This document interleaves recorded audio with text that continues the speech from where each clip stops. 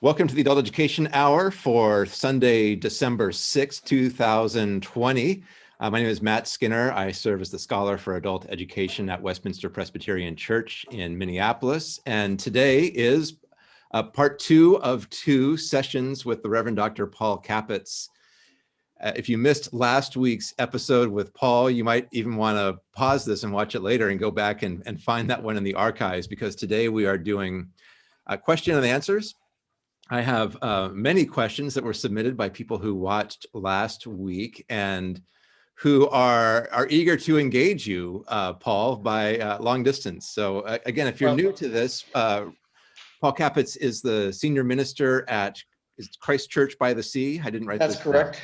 In Newport Beach, California, and for many years was professor of historical theology at United Theological Seminary in the Twin Cities. So he knows Westminster well, and I think Westminster knows you pretty well, Paul. And it was, we covered a lot of ground last week talking about the fragmentation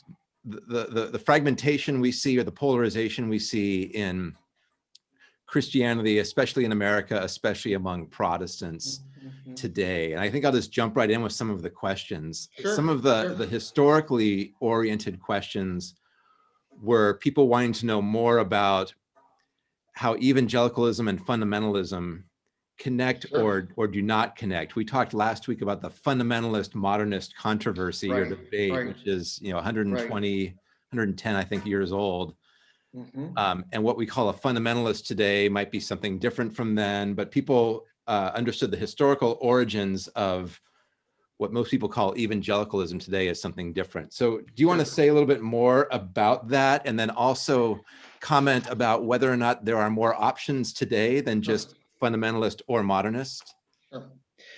Well,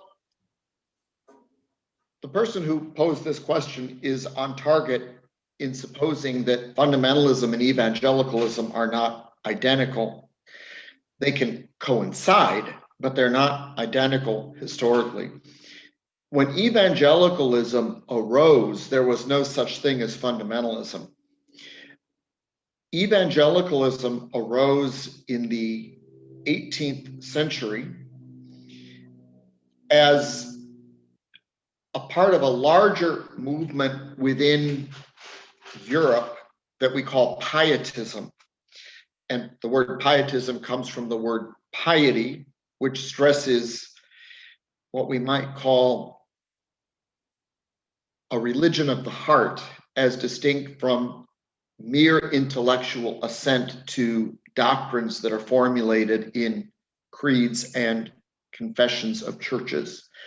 So pietism became a movement that developed in order to recapture the primacy of the heart and its affections in our relationship with God. And in the English-speaking world, in Great Britain and America, it became known as evangelicalism. And evangelicals sought to convert individuals to a personal relationship with God. And in that context, we got the emphasis upon the need to be born again, to have a conversion experience or an experience of regeneration of the heart as the decisive moment whereby a person enters into a new lifelong relationship with God that is not mediated by an institution such as the church, though people who have had this experience would obviously want to be committed to their churches. But the point is that when you would go to a meeting where an evangelical preacher was calling for you to make a decision, whether it be a campfire meeting or a revival, you would give your life to Christ, and that would be the transforming, decisive moment in your life. Billy Graham is a perfect example of an evangelical in this sense. When I was a teenager, I went to a Billy Graham crusade, and at the end of his sermon, he called upon us to come forward and to give our lives to Christ And I went forward and did that. But when evangelicalism emerged as a decisive new force in Christianity, there was no such thing as fundamentalism, because fundamentalism is a reaction to movements in modern thought, specifically in modern philosophy, science, and history, that fundamentalists took to be anti-Christian.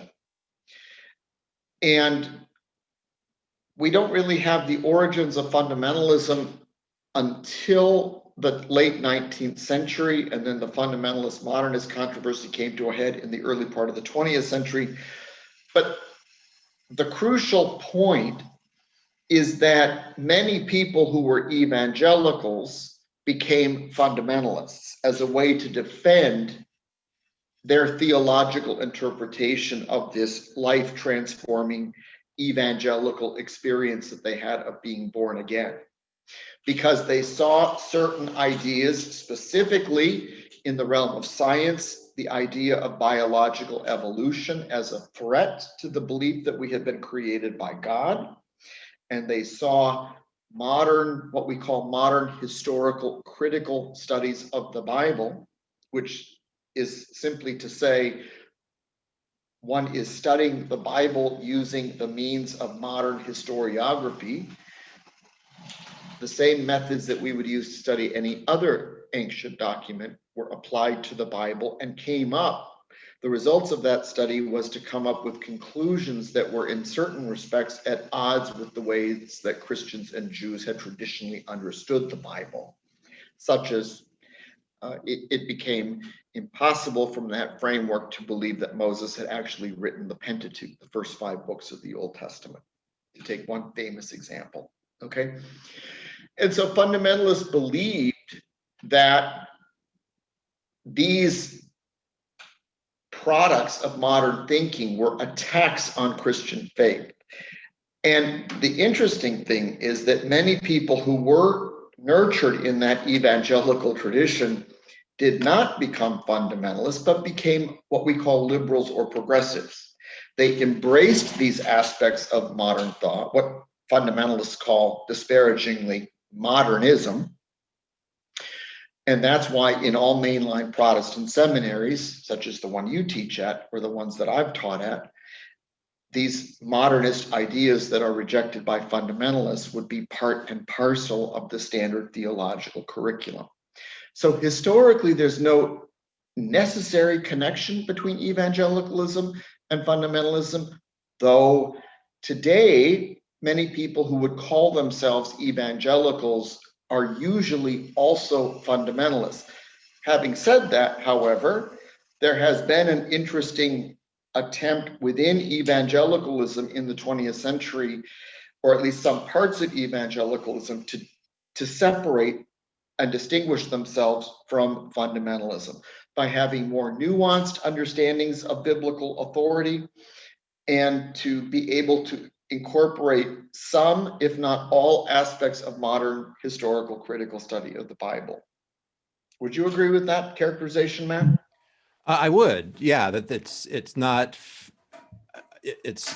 accurate to say that if somebody identifies as an evangelical, for example, that you can then somehow predict their stance on the virgin birth, for example, or a particular biblical statement. Right. But 100 years ago, it might have been, 150 years ago, it might have been because denominations were requiring their ministers to not just sign off on the Bible, believe the Bible, but to sign off on particular things like the miracles or who wrote the book of First Timothy, or questions like that. Right. And now there are quote unquote progressives and quote unquote conservatives, theologically, however you want to define those terms, who might come out in some really different places on some of those issues based on the historiographical inquiries.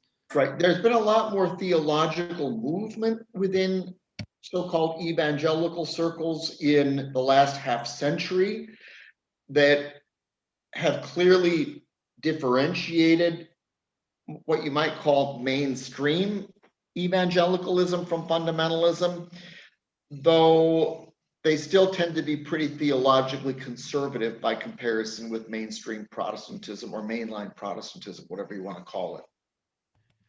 Doesn't that also explain, there are some questions about this, it explains why there are some continental European groups that had pietism deep in their souls, and some of those groups migrated to the US in various ways. So you have some quote unquote theologically conservative churches or congregations or denominations that kind of bypassed fundamentalism because there have been pietists since the first century. But I mean, in terms of Protestant pietists, they are as old as the 16th or 17th century, correct? That's possible. I don't know this history very well, but well, I sure don't. So I was really okay. I read the list of questions that you sent me that people had asked, and the form of the question that I wrote down when we were talking about when we were going to talk about fundamentalism, evangelicalism. What about it says conservative traditions with roots in continental Protestantism, such as Missouri Synod Lutheranism and the Christian Reform? Is that what you're asking about? It is, yes. I don't know if these people were pietists. Now, maybe they were, but in these, so I don't know if they were evangelicals in that sense. Maybe they were, but what I would say about these particular groups, both of these groups are denominations that emerged from immigrant groups that came to Europe. A group of Lutherans and a group of Calvinists specifically is what is meant here. And again, I don't know enough about them except to say that these groups by the 17th century in Europe had formulated their doctrines very precisely over against one another.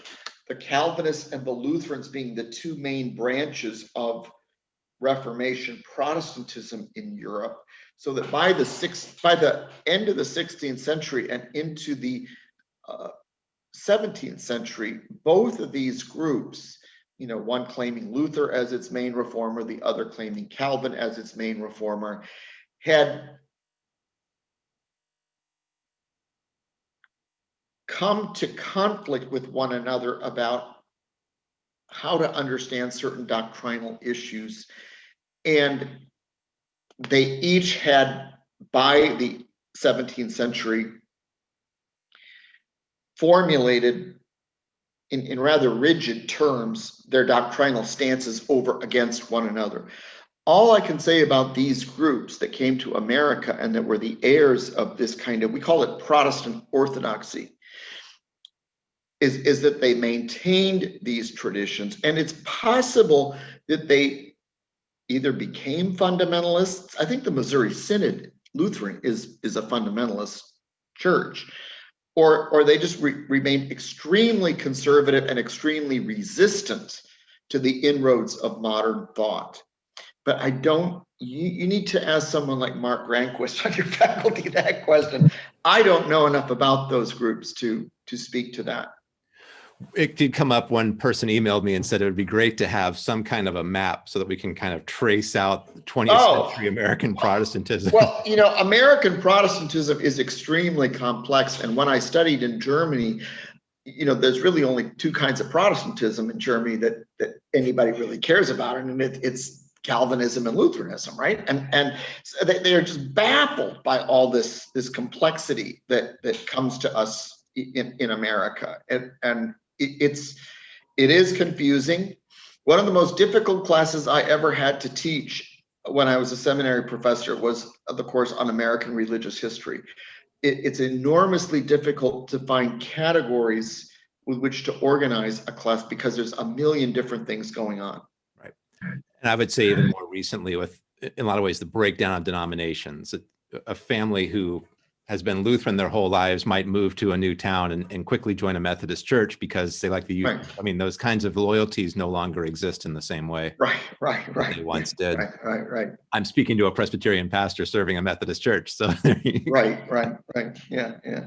So one of the questions was, how can it be that there are socially and politically progressive forces or subgroups Okay, in that's a otherwise great question too. conservative or evangelical denominations? We tend to think, let me just use the words liberal and conservative. Those terms are used in our political discourse. Democrats are liberal, Republicans are conservative. We also tend to use them in our theological discourse. Evangelicals are conservative, fundamentalists are extremely conservative, etc. But the truth is that one can hold what we would consider to be liberal theological doctrines or theologies in one's head. I mean, be committed to a liberal theology and be socially and politically conservative, and vice versa. One can have a very conservative theology, a very conservative understanding of one's Christian faith, and be socially and politically progressive. Those two things do not, although they usually go, the two kinds of liberalism and the two kinds of conservatism often, maybe usually go together, but not always. So I think it's just important to be aware of that. So I have people in my congregation who I would say are theologically liberal. They would reject fundamentalism categorically, but they are very politically conservative. So too, there have been evangelicals. Think of the people in the Salvation Army who have made it their cause to reach out to the neediest people in our society.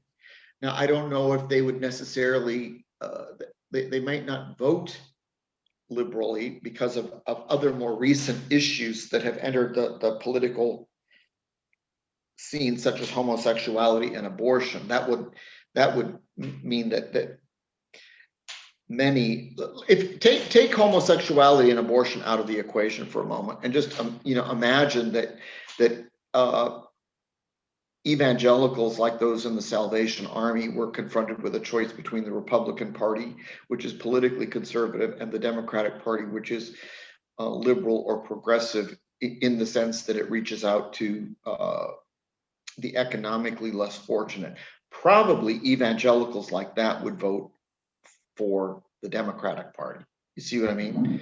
It's these wedge issues, as they're called, that conservative, the evangelical voting bloc that supported Trump, for instance, have made their litmus test of what a true Christian is, right? Anti-gay and anti-abortion. But many people who are in the evangelical camp would not necessarily be in favor of unbridled capitalism or the things that are associated with that, such as letting industries pollute the environment without constraint. And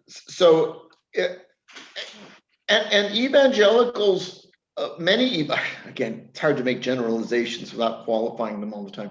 Many evangelicals were abolitionists in the 19th century, right? Opposed to slavery. And so, I mean, movements do change over time. I mean, and that's one of the things I want to talk about when we get to the questions about mainline Protestantism. What's changed, But it's important just to be mindful of the fact that you can be a religious conservative and a social and political progressive, and vice versa. You can, whatever the reverse of what I just said is. No, absolutely, yeah, and I think you pointed out too, those issues, those wedge issues, those litmus test issues, tend to change over time as well, which. Right. So, like, for example, in the night, I don't know when exactly the fundamentalist modernist controversy was. I mean, the 1920s sometime is what I think of. But you mentioned the virgin birth and miracles, and the second coming of Jesus, I think, was one of. They had 5 fundamentals that you had to affirm. Those were the litmus tests. now I think abortion and homosexuality are among the litmus tests. Though, interestingly, you have many evangelicals who are changing their minds about homosexuality, for instance. So I know that's a major problem at Fuller Seminary here in California, which is, I think, the largest evangelical seminary in the country, maybe the world. I don't know if there are pro-choice people there, but I know that the waters have been troubled around the issue of sexuality in that kind of evangelicalism that has said we are evangelicals but not fundamentalists. Though again, it's a difference of degree, not a difference in kind, as far as I can tell from being an outsider to it. Do you want to comment a little bit more on what some of those factors are? There was one question about the ways in which the complexity of modern life has reshaped religious trends beyond right. Well, and this was the question that included reference to a book about Orthodox women in Judaism, right? Correct. Yeah. Yeah, I'm not familiar with that particular book, but the title of the book, I wrote the title down. It's Tradition in a Rootless World. So I think that one of the things that is going on in our society is that we live in a society in which many people don't have deep roots anymore, or a sense of deep rootedness anywhere. And I think this is part of what I was getting at last week when I spoke of we live in an ahistorical culture, right? Where people don't know a lot about the past. And so it doesn't surprise me that many people are turning to traditional forms of religion in order to find a sense of rootedness, because the world in which we live seems so lacking in roots, which means that you don't have a sense of orientation. I mean, what a sense of historical roots gives you is a sense of orientation, a place in the world, something deeper to draw on than just this week's latest fashion, right? So I actually think that this question serves my larger polemic about the need to recover a deeper sense of tradition, albeit to do so in a thoughtful way, right? And I think that one of the major problems of contemporary mainline Protestantism is that we've lost that sense of roots.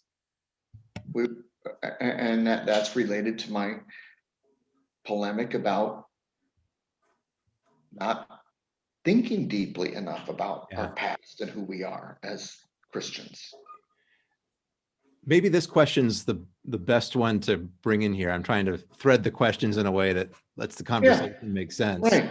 Mm-hmm. The questioner says that they've seen evangelicals swayed more by mystics than by academics, that the sense of mystery being more important, and embracing a way of knowing that isn't traditionally Western. Yeah, I read that question, and I want to say, first of all, that when somebody says that there's a traditionally Western way of embracing reality, I become kind of skeptical, because I don't think there is such a thing. I don't think that our churches, for instance, our Western Christian churches have ever placed the primacy on reason.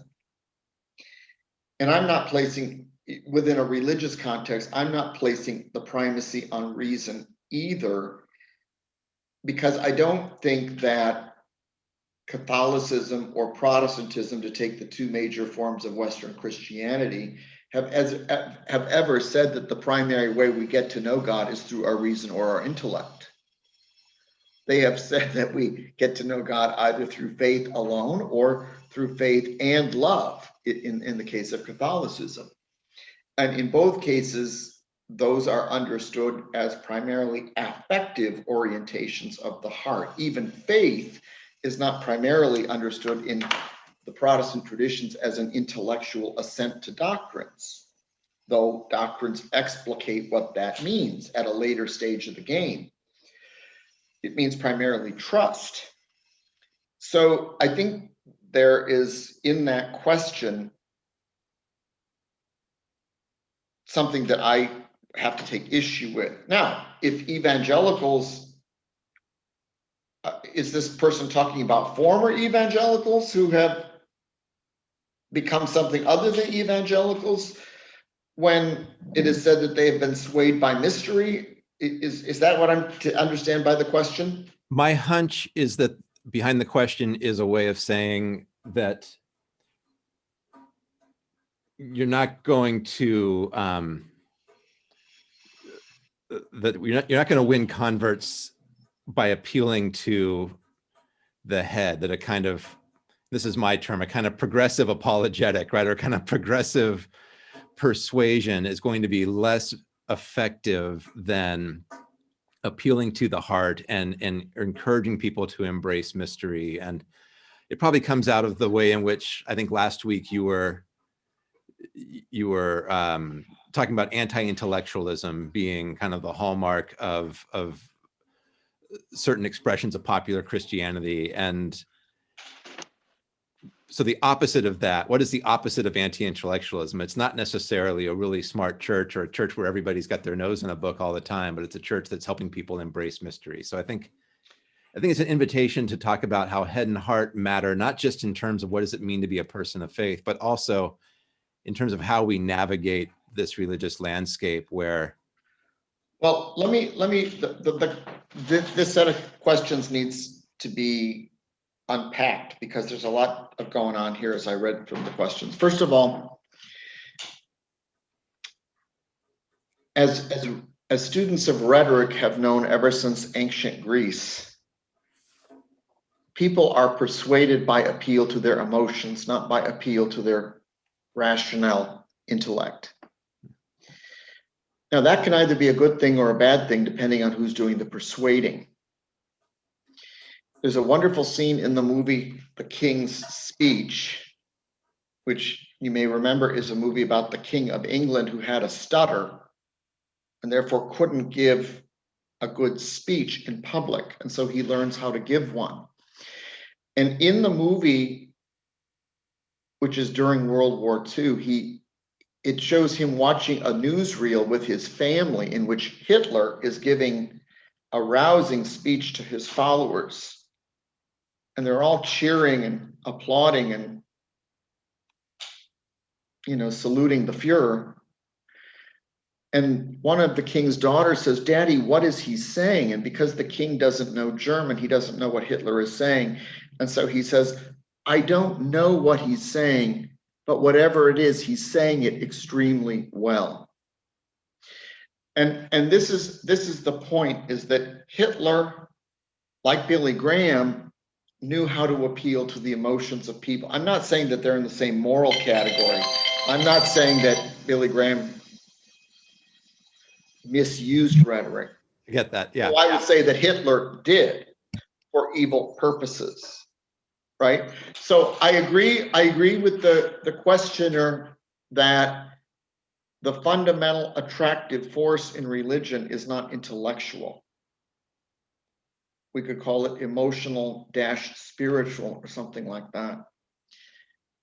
And I think being grasped by a sense of mystery is an extremely important part of a genuinely religious sensibility. But there's a difference between a thoughtful preacher and a demagogue, whether in politics or in religion. And that's why we can never downplay the significance of the role of the intellect if we are going to spot charlatans and protect people from being duped by people who know how to appeal to the emotions. Because people who, like Hitler, who are very good rhetoricians, can lead people down a road to self-destruction, much like a Pied Piper. You see what I mean? So we need to differ. One person in the questions you sent me asked whether intellectualism is the antidote, in my view, to anti-intellectualism. And again, I don't know what intellectualism means, but I would certainly not embrace that word. I'm talking about being thoughtful, being willing to give reasons for one's religious and moral beliefs, being able to engage with others who hold different beliefs about religion and morality in an intelligent manner. That is to say, in a culture that downplays the role of reason, you have a problem. It's not that in religion itself, the main emphasis is upon reason or the intellect. But if you disparage the role of the reason or the intellect, then you've got a problem. So it's not that I think that the ideal church would be filled with a bunch of intellectuals or professors or something like that. But God help us. God help us all. well, God help us all, but the alternative is just as frightening too, right? People who are all roused up with emotion that's completely irrational. Think about a lynch mob, for instance. There's plenty of emotion, but not much rationality there, right? Let me just answer this related question. It may have come from the same person. The term elitism was used, and the question was, when people accuse academics or intellectuals of being elitist. Again, I'm not defending academics as a class of people. My interests are primarily in the church and its ministry. So whatever is happening in universities, I'm not here to defend anybody. I would say, however, that elites in society are necessary. Now, if by elitism you mean an attitude of snobbishness or something like that that looks down upon other people who are not members of that elite, I'm not interested in that kind of arrogance. But let's just take physicians as a group of people. Physicians are an elite in our society, and what makes them an elite is not that they're morally superior to everybody else, but that they have knowledge that the rest of us don't have but depend upon necessarily. So when I go to my doctor, I want him or her, as the case may be, to know all sorts of things that I don't know and can't be expected to know. So elites in that kind of a sense are not bad.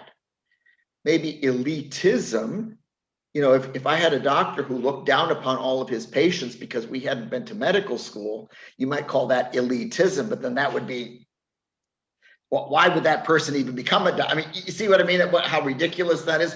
And the same thing is when I criticize theological education for not producing well-trained ministers these days, I'm not expecting everyone in the congregation to know what I expect seminary students to know.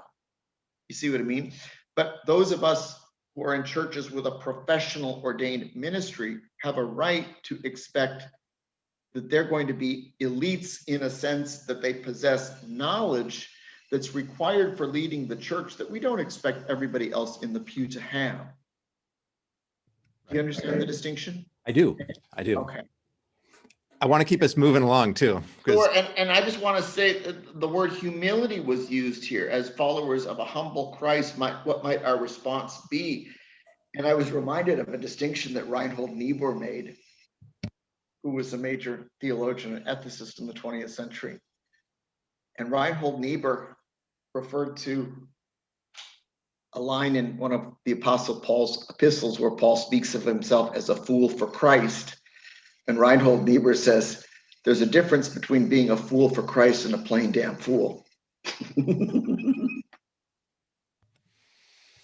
All that Niebuhr. I'm all in favor of being a fool for Christ. Right. But we got too many plain damn fools in our midst in the ministry. And well, in the broader social sphere too. But of course. That's for another day, I suppose. Talk about, there's two questions about unity, and I'm going to summarize them just for the sake of time. Yeah, sure, go ahead. But one, because you talked about, you were not especially warm toward the notion of Christian unity as it is usually described, which is right. So a couple of questions. One is, can you describe a type of unity that you would be excited about? And then another one, a person, less of a question, but somebody proposed that perhaps Christian unity should be about focusing on compassion, empathy, love, and justice. And in some ways, letting doctrine go and holding ourselves accountable by those things, love, empathy, justice. Okay, let's just take those two. First of all, I'm not opposed to unity where real unity can be found. Okay, I'm not interested in building walls or drawing borders between people. I would be happy to make common cause with as many different groups of people as possible. But I was just reading this morning in a book about the history of the church in the 19th and 20th century in America, how many Protestant groups that merged into a single denomination after having been two denominations did so at the cost of denying women the right to be ordained. Now, those same denominations now ordain women, but looking back at that history, when they made those mergers, when they united for ecumenical purposes, whatever gains those women had made in one or the other of those denominations had to be sacrificed for the purpose of this larger unity. Think about the ecumenical world. The majority of Christian churches in this world do not ordain women, whether we're talking about fundamentalist Christians or Roman Catholic or Eastern Orthodox Christians. So, I mean, I'm happy to make common cause with people where there's some reason for joining with them. But I mean, I would be completely opposed to, say, the Presbyterian or the Methodist Church becoming one church with Eastern Orthodox and Roman Catholics if we had to sacrifice women's equality in order to do so. You see, and many people would be willing to do that. You see, I wouldn't be. I'd be like the prophet Jeremiah, who was denouncing the false prophets who say peace, peace when there is no peace. You see what I mean? Take it on a societal issue. You know, people in our country right now who have been upset about the social protests of the Black Lives Matter movement. You know, I mean, you know, we could have peace if the Black people would just quit complaining about the injustice in this country and we can all hold hands, right? But that's not a real peace, is it? Well, part of what I hear you saying here is that before we talk about Christian unity, we have to be really clear about what unity even means, and in terms of what you give up for the sake of and what a partnership looks like. I mean, I can wish people well. There are churches I will never, ever, ever join. I have friends who are part of those. Why not, Matt? I mean, aren't you interested in unity? Well, I don't understand unity as being uniformity, right? Or as being. Well, see, that's the issue. What are we asking? But I would lean closer to the person who said, what if we just say, we're going to, I will recognize a unity with you to the extent that both of us are accountable toward justice or toward love or toward compassion. That seems a good entry. But see, even there you have I mean, I don't know that you can completely get away from beliefs or doctrines, because those determine to a large extent what we think justice is in a given situation. So for example, those of us who are completely supportive of the equality of gay people believe that justice requires granting gay people the same rights that straight people have in this country. And fortunately, a few years ago, the Supreme Court recognized that when they, you know, said that the Constitution requires that gay people be able to get married. You see what I mean? And you know, the anti-gay people in this country would say this has nothing to do with justice. You see what I mean? So again, I don't know. I mean, maybe I can join those people in certain causes, but in other causes, I have to be opposed to them. Yeah, no, I get that. I'm reminded of what I had a church history professor in seminary. This is about 25 years ago, who had been through a lot of the fights and mergers and everything that characterized Presbyterian history in his lifetime. And he made a comment, just an offhand comment, where he said, I think Protestants in America are done dividing over doctrine because we recognize it's just too painful and too destructive. So all of our divisions for the next couple of generations are going to be about polity. And what he meant by that was polity is now where we are couching those doctrinal issues, right? And right, that we no longer say we're fighting over the foundations of faith. We're going to say we're fighting over how do we want to live this out or construct church and do church discipline or church organization, when really it's the same fights that have now been. See, that's what I'm trying to get at. I'd rather have an honest fight than a dishonest compromise. I mean, even on the issue of homosexuality, for example, this is not just an ethical issue. This is also a doctrinal issue about how we understand the nature of the Bible and biblical authority. And that's a theological question. There's never been an argument about homosexuality in the church that has not also been related to that theological issue. So I don't see what it means, what sense it makes to say, well, let's just set our beliefs aside and work on a common ethical agenda, because what we think ethics is all about is already shaped by our beliefs about theology. Right. Yeah, no, I totally agree. I think the comment was about the way in which we're always going to keep fighting about the Bible. But in some ways, but the damage that has done has left so many scars that we're now kind of afraid to do it publicly or out in the open. But again, I want to keep going. There's so many. Yeah, sure. But you call the shots here. Sure. All right. Well, the next set are about our secular world. Okay. There's three of them. Let me just read them. One is, what should we say about the recent declines of mainline Protestants in the United States? Okay. In the secular landscape. What should churches like Westminster and like your church do or say to combat the secularist rejection or non-interest in Christianity? And then somebody else who said, and this person didn't use the word secular, but said, I'm thinking about the decline of attendance in Protestant churches, and I wonder if that's actually a good thing or might be a needed thing at this time. Maybe we've gotten too big, too comfortable, too passive, and we need to rediscover what does it mean to be followers of Jesus in this culture. People want to know what you should, basically what you, Paul Capetz, think about so-called Protestant. I do. Let's just begin with the last point. Of course, I believe that we need to rediscover what it means to be faithful followers of Jesus. I mean, that's a perennial theological task. That's a self-critical question.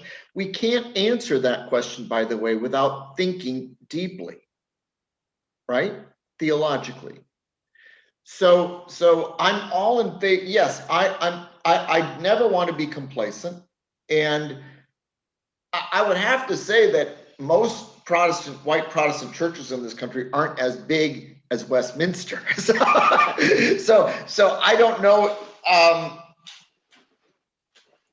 mean, what I see are a lot of dying white mainline Protestant churches where attendance is poor, where it used to be big. So, I mean, if the reason that we are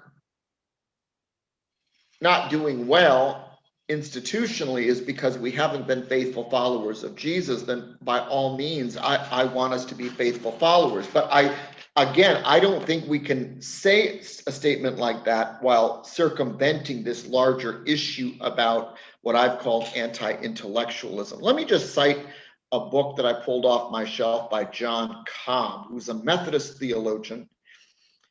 His authority, if you don't take my word for it, take his, okay? I mean, he's one of the greats. I'm just one of the peons in the world of theology, but Cobb is one of the greats. He wrote a book called Becoming a Thinking Christian. And at the top of the book, it says, if we want church renewal, we will have to renew thinking in the church. And let me just read you a line. He says, In fact, if there is a renewal of thinking in the church, there will be church renewal. But without it, there won't be. Trying to renew the church with gimmicks or by merely arousing emotion will not do the job. The church is strong only when it lives by the mature convictions of its members. Mature convictions are shaped in thought. And I completely believe that. So again, I don't want to be complacent about whether we are faithful followers of Jesus. I think we need to raise that question again and again. But you can't do that without addressing the issues that I've been raising in these two sessions. Now, about the larger secular culture, the strength historically of liberal Protestantism was its ability to take head on and address head on the issues of secular culture in science, history, philosophy, the arts. And something has happened that I cannot explain, but it's happened in my adult lifetime, such that the churches that historically ours have been best positioned to engage secular culture on its own terms we've turned away from that historic task, and it's reflected in the poor quality of our theological education of ministers. We no longer expect ministers to be intellectuals in this non-snobbish sense of the word, right? We no longer expect our ministers to have the kind of depth of knowledge commensurate with the professional ministry, the way we expect physicians to have a knowledge commensurate with their professional task. I mean, when I taught at a seminary in Minnesota for over 25 years, and I've taught at 3 other mainline Protestant seminaries around the country, and I've seen the same thing going on. There's been a brain drain at these schools. There have been attempts to redefine what theological education looks like so that our graduates come out without having anything really substantive to say. I think, and I think Cobb agrees, that because the church, the mainline Protestant churches, which used to be so good at theological thinking and engaging the secular culture on its own terms, because our churches and our seminary graduates have lost the ability to engage in deep theological reflection. We've lost the ability to say anything relevant that's also historically deep and theologically profound, to get back to that other question about the person who asked about tradition in a rootless world. So I mean, all of these issues are interrelated and they get back to the same issue. The role of theology as critical and self-critical reflection upon the meaning and truth of Christian faith. That's what made us great, but that doesn't characterize us anymore. I'd say that only about 25% of the seminary students I have ever worked with in my 30 years in graduate professional theological education understood themselves as having a theological responsibility as part and parcel of being a minister. And that's why when the majority of Methodist or Presbyterian churches I go to and I listen to the preachers preach, the sermons are vacuous and uninteresting and boring and irrelevant because they don't know how to interpret the Christian faith in a historically deep and theologically meaningful way anymore that relates to the lives of people who live in this culture. If you want to call me a snob, that's fine. Call me an elitist, that's fine. But I mean, I really don't think that we are being faithful to our task anymore. And that's why we've lost the culture, because we don't have anything interesting to say to the culture anymore. Is that because, and we only have about 5 minutes left, so I'm going to apologize now for not getting to all of the questions, but is that because, why, What's wrong with a therapeutic approach in a secular world? Do you think that the world around us, the culture around us, is more interested in what, as opposed to just a kind of feel-good, soft message every Sunday morning? Well, if the culture were so interested in a feel-good, soft message every Sunday morning, our churches would be packed, right? I would think so.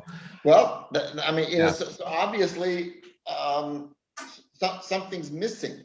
Well, maybe this is a better way. This is one of the questions, actually. Somebody asked, and this was, I think, a question asked entirely in a positive, friendly way. But how do you define the gospel then? Like, what is? Oh, I liked that question. Somebody drew the contrast between how evangelicals define the gospel as Jesus came to save us from our sins and bring us into a personal relationship with God, versus liberals or progressives who say something else. What was the other part of it? Social justice, love your neighbor, feed and clothe the poor. Okay, let me tell you what my answer is. My answer is both. Mm-hmm. God did send Jesus to save us from our sin and to bring us into a close personal relationship with God. The consequence of which is that we become newly involved in our world on behalf of the neediest of God's children. It's like John Wesley said, the gospel contains both a message about personal holiness and social holiness, and you can't polarize the two. So I mean, if it weren't for all the trappings that are associated with the evangelical language, I would readily identify my own theological position with that. See, isn't that part of the problem? Is that some churches have reacted against that because yes, of course, the way that but reaction is not the same as a thoughtful response. Correct. Yeah. Reaction is just that, reaction. It's emotional. It's not thoughtful and engaged intellectually. That's why, I mean, I do not believe that I am related to God primarily through my intellect. But as a person, as a whole person, I have to engage my intellect in my religious faith, which means that I have to think about what religious faith means, the senses in which it's true, what's not true about my inherited religious tradition that needs correction, and then how can I express that faith to others in a way that they'll see it as the truth for them too? You cannot polarize the heart and the head. They've got to work together. Maybe then, the last time we spoke, my last question to you was, what do you tell people in your church? What do you tell people that they can expect to find in your church? And you offered an answer that talked about a caring place. You said you wished everybody could experience the kind of love and support there. Well, that's true. I mean, I would also add, if I didn't say it last time, I'd also say, you come to my church, and this is a boast, but it's not an arrogant boast. It's just if you want to hear what the Protestant gospel is really supposed to sound like, come and listen to my sermons. I know that sounds arrogant, but it's not. I know, I mean, there are times when you know that you're doing the right thing. I mean, I've spent my entire adult life studying this, right? I know whereof I speak. And I know that, I mean, I'm not a compelling rhetorician like Billy Graham. But I mean, there's more theological depth and substance in my sermons than Billy Graham ever had. And it's deeply rooted in the classical traditions of the church, such as the Reformation tradition and the Bible. If you want to know what the Christian faith really is, listen to my sermons. If you want to see someone put head and heart together the way they're supposed to be, the way Luther and Calvin and Wesley understood that in a relationship between the two, listen to my sermons.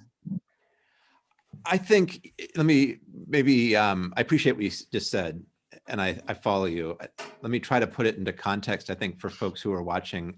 I think what you're saying and how you're saying it is something that every preacher needs to be able to say on Sunday afternoon. Now, it doesn't mean that everybody doesn't have a bad day, right? But you need to go up into the pulpit thinking, what I'm saying now is not just intellectually sound, but it's what I believe, and it's deeply informed, and it's responsive to the moment. You know what I mean? Everybody has a bad day in the sense of not every great baseball player hits a home run every time he steps up to the plate.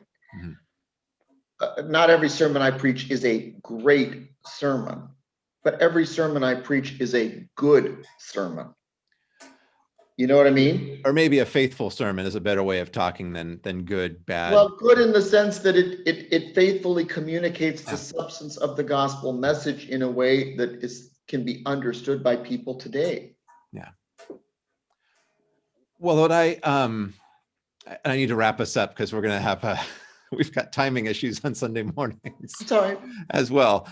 I'm happy to talk with you again if you want, or other people. First, I'm going to apologize for leaving some questions on the table, so to speak, and if people never want to hear me again, I understand that. You know, I'm not. I'm going to urge people at Westminster to email you directly their questions, because we can find your email on the web, I'm sure. But no, I want to thank you. You can put my email up. I'm happy to engage people if they want. That'd be great. Thank you. And it's also another good reason why we should have you back sometime. So that's. I'm always happy to be back. Yeah, of course. I think what you said in these last two interviews, these discussions, I want to thank you for that, because I think you are laying out for people a case for thinking about faith in ways that really does engage the whole person, but also is not, I don't know, afraid of disagreement, and does not shy away from. You can't be engaging the public square with what we believe. And that's a lifelong journey for everybody. There's things that we don't know that we wish we knew. There's more we want to experience from God, but that it's got to be a public, it's got to be a forthright discussion. And I think you've given people an impetus to continue to do that in their own lives. I hope so. I haven't been very successful in my years as a theological educator in seminaries. I wasn't able to make the case in a convincing way to the majority of my students or colleagues. So